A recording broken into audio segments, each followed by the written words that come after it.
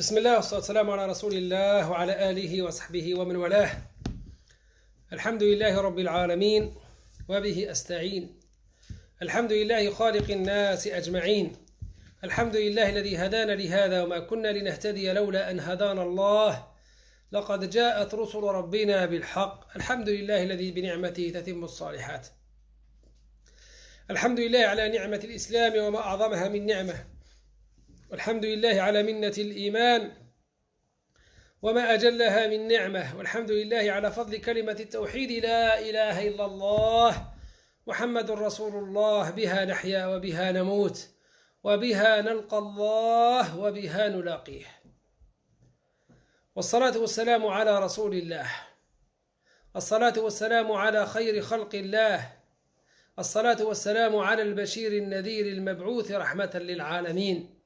الصلاة والسلام على ابن آمنة وابن عبد الله الهاشمي القرشي الذي أرسله الله تعالى ليكون للناس بشيرا ونذيرا، وسخره الله تعالى ليكون بالعالمين رحيما، ومن الله تعالى عليه بشفاعة الخلق يوم الحشر العظيم، يوم لا ينفع مال ولا بنون إلا من أتى الله بقلب سليم. اللهم صل على محمد وعلى آل محمد كما صليت على إبراهيم وعلى آل إبراهيم، وبارك على محمد وعلى آل محمد كما باركت على إبراهيم وعلى آل إبراهيم في العالمين إنك حميد مجيد. رب اشرح لي صدري ويسر لي أمري واحلل عقدة من لساني يفقه قولي.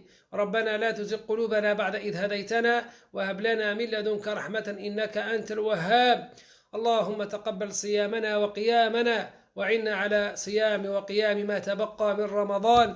من علينا في هذا الشهر يا رب، من علينا بالمغفرة والغفران يا رب، من علينا بمغفرة من عندك. اللهم يا رب من علينا بغفران من عندك. اللهم تب علينا إنك أنت التواب الرحيم، وقنا برحمتك العذاب الأليم، واصرف عنا السوء والبلاء يا الله يا كريم. اللهم وحد صفوفنا، اللهم اجمع شملنا، اللهم وحد كلمتنا، اللهم ارفع راياتنا، اللهم اجعلنا على الهدي المستقيم يا رب العالمين. آمين آمين والحمد لله رب العالمين. وبعد أحبتي في الله، أحييكم بتحية الإسلام، وتحية الإسلام السلام، والسلام أمان، وهي تحية أهل الجنان تحيتهم فيها سلام. فالسلام عليكم ورحمة الله وبركاته. صح فطوركم أحبتي، صح شربتكم، إن شاء الله تكونوا بخير وعلى خير، صيامكم مقبول كما تقول الوالدة تاعي، صيامكم في الجنة إن شاء الله تعالى. تعالوا أيها الأحباب لنكمل حديثا ابتدأناه البارحة. تعالوا أيها الأحباب لنجيب على سؤال سألناه في آخر درس البارحة. Hier, j'ai posé une question, je vous ai posé une question qui est le compagnon du prophète Mohammed, alayhi salatu wa salam, qui a récité le Coran à haute voix devant la Kaaba et devant les gens de Quraysh. Et j'ai reçu quelques réponses. Il y en a qui ont dit c'est Omar ibn Khattab, il y en a qui ont dit Abu Bakr al-Siddiq, d'autres ils ont dit Bilal ibn Rabah, d'autres ils ont dit Abu Dhar al-Ghifari, d'autres ils ont dit Abdurrahman ibn Auf, d'autres ils ont dit Abu Huraira. Et la réponse est, je ne sais pas si vous l'avez trouvé ou non. Alors la réponse, le compagnon du prophète Mohammed alayhi salatu wa salam, qui a récité le Coran à haute voix devant la Kaaba et devant les gens de Quraysh, était Abdullah ibn Mas'ud radiyallahu anhu. Abdullah ibn Mas'ud crut au prophète bien avant que celui-ci ne prit la maison d'Al-Arqam comme lieu de réunion. Il est l'un de ses premiers musulmans, mais aussi un rapporteur des hadiths. Ainsi, en parlant de sa première rencontre avec le prophète Mohammed alayhi salatu wa salam, il dit: j'étais un jeune garçon travaillant comme berger au service de Uqba ibn Abi Ma'id. Quand le prophète et Abu Bakr vinrent à moi pour me dire: jeune homme, as-tu un peu de lait à boire? Je leur dis: on m'a confié ce troupeau, donc je ne peux pas vous donner à boire. شوفوا أيها الأحباب، هذا عبد الله بن مسعود رضي الله عنه كان غلاما نافعا يرعى غنم عقبة بن أبي معيط، وهذا عقبة بن أبي معيط كان كافرا، وسيدنا عبد الله بن مسعود لم يكن قد دخل في الإسلام، فأتى عليه رسول الله صلى الله عليه وسلم وهو أبو بكر، كانوا عطشانين، قالوا يا هذا هل عندك من حليب؟ شوف القطيع تاع الغنم، هل عندك من حليب؟ والرجل راعي بس وموش مؤمن، ولكن الأخلاق أيها الأحباب، قال والله أنا مؤتمن، أنا أمين، أنا داروا فيا كونفيونس، داروا فيا الثقة، الناس هذو أبدا ولا نخون الثقة تاعهم. On m'a confié ce troupeau, donc je ne peux pas vous donner à boire. Le prophète me dit, as-tu une brebis qui ne donne pas de lait? Non encore, ça y est, par le mal. Je lui ai dit oui. Puis je l'ai porté, le prophète l'a pris, essuya le pied, puis invoqua Allah. C'est bien que le lait afflua dans le pied, alors qu'Abu Bakr alla apporter une pierre en forme de creux. Le prophète étira du lait, puis donna à boire Abu Bakr et à moi aussi. Ensuite lui dit au pied, contracte-toi. Le pied se contracta, alors après cela j'allais trouver le prophète Mohammed عليه الصلاة والسلام. هذا لما سيدنا النبي عليه الصلاة والسلام طلب منه شوية حليب، قال له ما عنديش، طلب منه باش يجيب له شاة والله اللي ما فيهاش الحليب ما فيها والو، قال فأخذ النبي صلى الله عليه وسلم ومسح على ضرعها. شوفوا سيدنا النبي، بركة سيدنا النبي عليه الصلاة والسلام. الناس اللي ما تمنش بالبركات والناس اللي يقولوا بركونا من الخريفات، هاي سيدنا النبي عليه الصلاة والسلام يمسح على ذرع الشاة، قال فتتملى بالحليب، ويشرب سيدنا النبي ويشرب سيدنا أبو بكر رضي الله عنه، وبعدها يجي بعدها سيدنا عبد الله بن مسعود يجي للنبي صلى الله عليه وسلم. J'allais trouver le prophète et je lui ai dit de m'apprendre ce discours-là. Ce jour-là, Ibn Mas'ud ne savait pas qu'il allait croire à la mission du prophète et devenir le premier musulman qui réciterait à voix haute le Coran devant les notables politistes qui ne croyaient pas leurs yeux et leurs oreilles. نعم أيها الأحباب.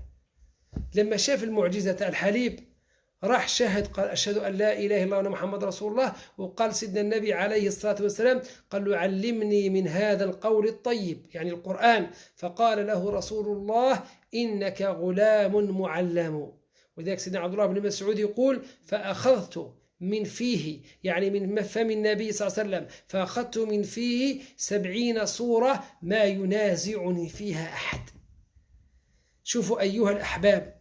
Oui, ce pauvre berger qui vivait de son salaire osa de se présenter devant l'assemblée de notables Quraysh, alors assez près de la Kaaba pour leur faire entendre de versets. هذا لما جاء سيدنا النبي ودخل في الدين، قال له سيدنا النبي عليه الصلاة والسلام أنت راك معلم أو معلم، وكان حفظ السور 70 سورة حفظها من فم سيدنا النبي عليه الصلاة والسلام. أليس هذا من الفضل؟ ومن بعد جاء أيها الأحباب يوم اجتمع فيه المسلمون في دار الأرقم، وحبوا باش يسمعوا قريش القرآن الكريم، لأنه في ذاك الوقت قريش ما كانت سمعت القرآن الكريم. فقالوا بينهم من منا رجل شجاع يخرج إلى قدام الكعبة ويسمع قريش، يسمعهم القرآن الكريم. اسمعوا. Voici le témoignage de Zubayr ibn al-Awwam radiyallahu anhu. Abdullah ibn Mas'ud est le premier après le messager à faire entendre le Coran à la Mecque. Un jour, les compagnons du messager sont dit par Allah, les Quraysh n'ont pas encore entendu le Coran se réciter.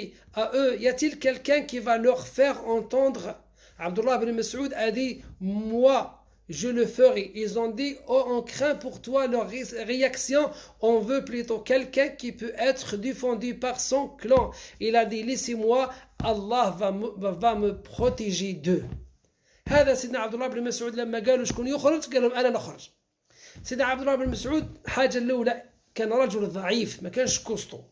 الحاجة الثانية ما كانش عنده الحاشية والقوم والإنجرونت فامي كي لو بروتيج اللي تحميه أيها الأحباب.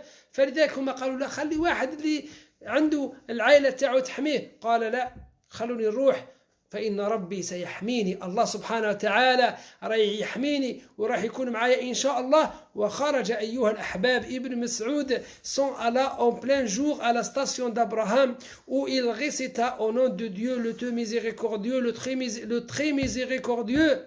نعم أيها الأحباب.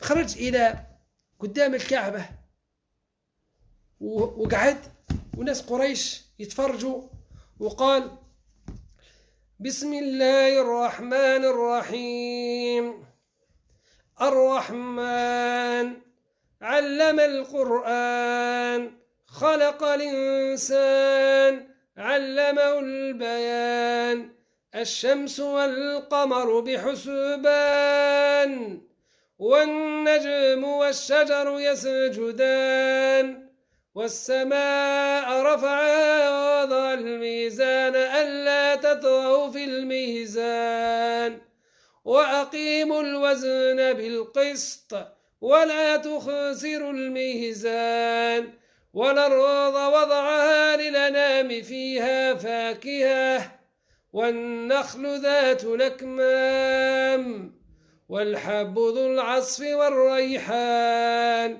فبأي آلاء ربكما تكذبان. Au nom d'Allah, le Dieu miséricordieux, le très miséricordieux. Le Dieu miséricorde, il enseigna le Coran ayant créé l'homme. Il lui enseigna de s'exprimer clairement. Le soleil et la lune au calcul obéissant. La pousse végétale et l'arbre se prosternant.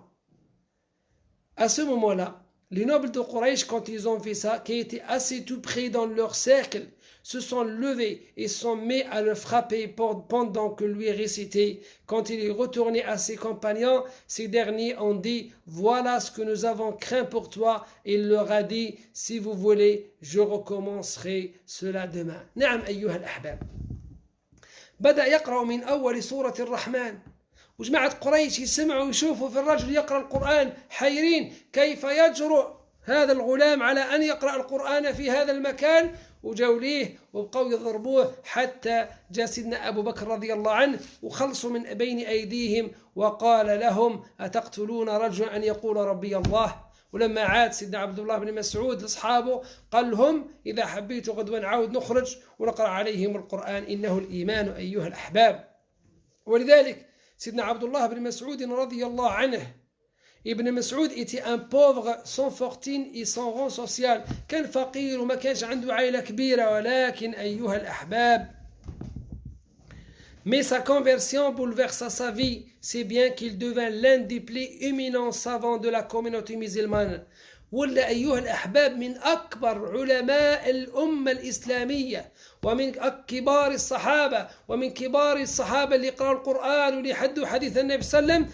قال il a dit j'ai appris de la bouche du messager 70 sourates et personne n'a pu faire comme moi. ولا أحد من الصحابة أخذ من فم النبي صلى الله عليه وسلم وتعلم من فم النبي صلى الله عليه وسلم وحفظ من فم النبي صلى الله عليه وسلم 70 سورة أيها الأحباب.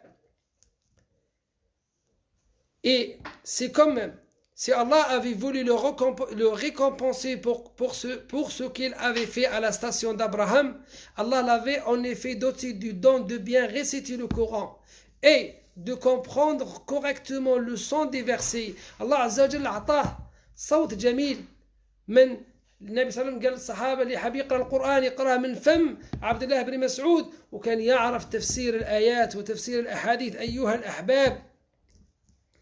Le prophète conseillait toujours à ses compagnons d'écouter et de réciter la récitation de Abdullah ibn Mas'ud. Et un jour, ayyuha al-ahbab, le prophète appela Abdullah ibn Mas'ud et lui demanda de lui faire une récitation. تصوروا أيها الأحباب سيدنا النبي عليه الصلاة والسلام سيدنا رسول الله صلى الله عليه وسلم يجي عبد الله بن مسعود ويقول له اقرأ علي القرآن. يقول له يا رسول الله أو أقرأه عليك وعليك أنزل. شوف الآن واحد لما يحفظ شوية صور ويكون عنده شوية صوت ما يحبش يسمع الإمام واحد آخر وما يحبش يسمع قراءة واحد آخر. وشفنا من الأئمة ومن الناس اللي عطاهم رب العالمين صوت جميل حتى ما يختلطوش بالناس، se mélange pas avec les autres. سيدنا النبي صلى الله عليه وسلم مع أنه هو اللي نزل عليه القرآن يقول له يا عبد الله بن مسعود اقرأ علي القرآن. ابن مسعود رضي الله عنه قالت le prophète Mohammed صلى الله عليه وسلم m'a dit récite-moi le Coran. J'ai répondu ô messager d'Allah, veux-tu vraiment que je te le récite alors que c'est sur toi qu'il est descendu. Il sallallahu alayhi wa sallam a dit j'aime l'écouter de la bouche d'un autre. C'est un Nabi alayhi wa sallam يقول له اقرأ علي فإني أحب أن أسمعه من غيري. قال alors j'ai commencé à lui réciter la sourate les femmes. Mais arrivé au verset quand sera-t-il quand nous ferons venir de chaque communauté un témoin et que nous te ferons venir comme témoin contre ces gens-là. قال سيدنا عبد الله بن مسعود لما ألح عليه النبي صلى الله عليه وسلم بالقراءة قال بديت نقرأ عليه من أول سورة النساء حتى جئت إلى هذه الآية فكيف إذا جئنا من كل أمة بشهيد وجئنا بك على هؤلاء شهيدا. يا محمد يا رسول الله يا خير خلق الله فكيف إذا جئنا يوم القيامة كل أمة يجي النبي يشهد عليها وعلى فعلها وعلى إيمانها أو كفرها ونأتي بك يا رسول الله شهيدا على أمتك. قال سيدنا النبي عليه الصلاة والسلام il m'a dit cela suffit maintenant. Je me suis alors tourné vers lui et j'ai vu ses yeux débordés de larmes. نعم أيها الأحباب لما سمع النبي صلى الله عليه وسلم فكيف إذا جئنا من كل أمة بشهيد وجئنا بك على هؤلاء شهيدا قال حسبك. قال فنظرت فإذا عيناه تذرفان الدموع. سيدي أبا القاسم يا رسول الله سيدي أبا القاسم يا حبيب الله سيدي أبا القاسم يا خير خلق الله يا خير مخلوق ويا خير بشر ويا خير نبي. اللهم صل على محمد وعلى آل محمد كما صليت على إبراهيم وعلى آل إبراهيم وبارك على محمد وعلى آل محمد كما باركت على إبراهيم وعلى آل إبراهيم في العالمين إنك حميد مجيد. ربنا لا تؤاخذنا إن نسينا أو أخطأنا ربنا ولا تحمل علينا إسرا كما حملته على الذين من قبلنا ربنا ولا تحملنا ما لا طاقة لنا به واعف عنا واغفر لنا وارحمنا أنت مولانا فانصرنا على القوم الكافرين. اللهم يا رحمن يا رحيم ارحمنا برحمتك التي وسعت كل شيء.